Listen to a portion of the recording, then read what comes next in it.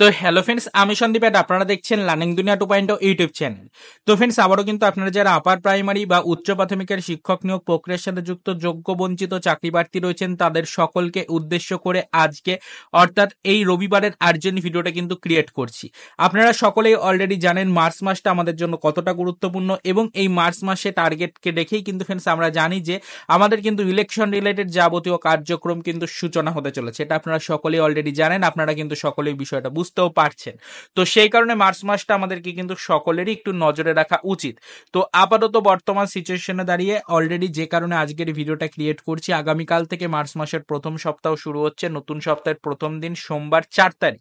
তো এই ডেটে কিন্তু ফ্রেন্ডস আমাদের আপার প্রাইমারির নন জয়নিং এর যারা ক্যান্ডিডেট রয়েছেন, অর্থাৎ এক কথায় বলতে গেলে যারা যোগ্য বঞ্চিত চাকরি প্রার্থী রয়েছেন, তাদের জন্য কি নতুন আপডেট উঠে আসার সম্ভাবনা রয়েছে সেটাই এই ভিডিওর মাধ্যমে একটু আলোচনা করে নেব।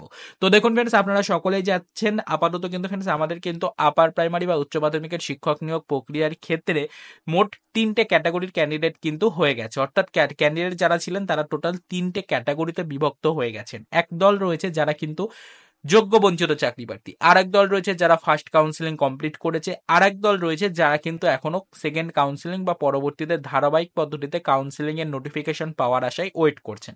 তো টোটাল 3টে ক্যাটাগরি আপাতত কিন্তু আপার প্রাইমারিতে উল্লেখিত।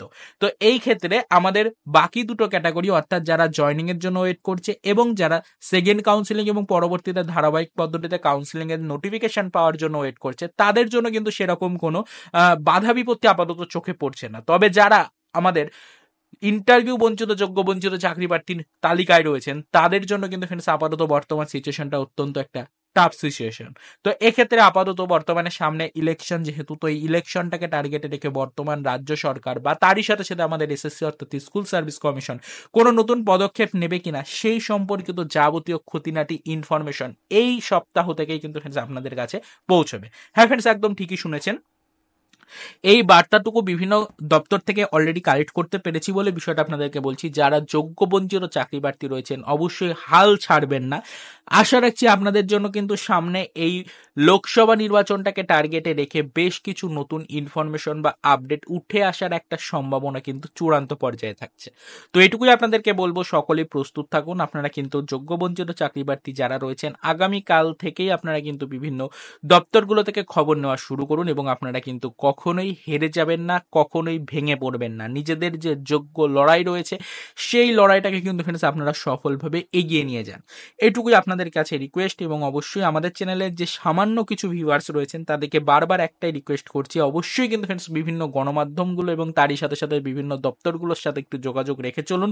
তার কারণ আগামীকাল নতুন সপ্তাহের শুরুর দিন সোমবার, এই ডেট থেকে আপনাদের জন্য বিশেষ কিছু নতুন আপডেট কিন্তু উঠে আসার একটা চূড়ান্ত সম্ভাবনা কিন্তু দেখা যাচ্ছে। তো এটুকুই আপাতত আপনাদের বলার ছিল, এর বেশি আর এই মুহূর্তে সেরকম কিছু বলার নেই। পরবর্তীতে এই বিষয়ের উপর আমরা নজরদারি রাখছি। যদি কোনো আদার্স ইনফরমেশন আগামীকাল থেকে উঠে আসার কোনো সম্ভাবনা তৈরি হয়, বা যদি কোনো নতুন ইনফরমেশন আগামীকাল থেকে উঠে আসে, অবশ্যই সেই দিকে নজরদারি রাখা হবে এবং ডিটেলস ইনফরমেশন বা আপডেট আপনাদের কাছে পৌঁছে দেওয়ার চেষ্টা করা হবে।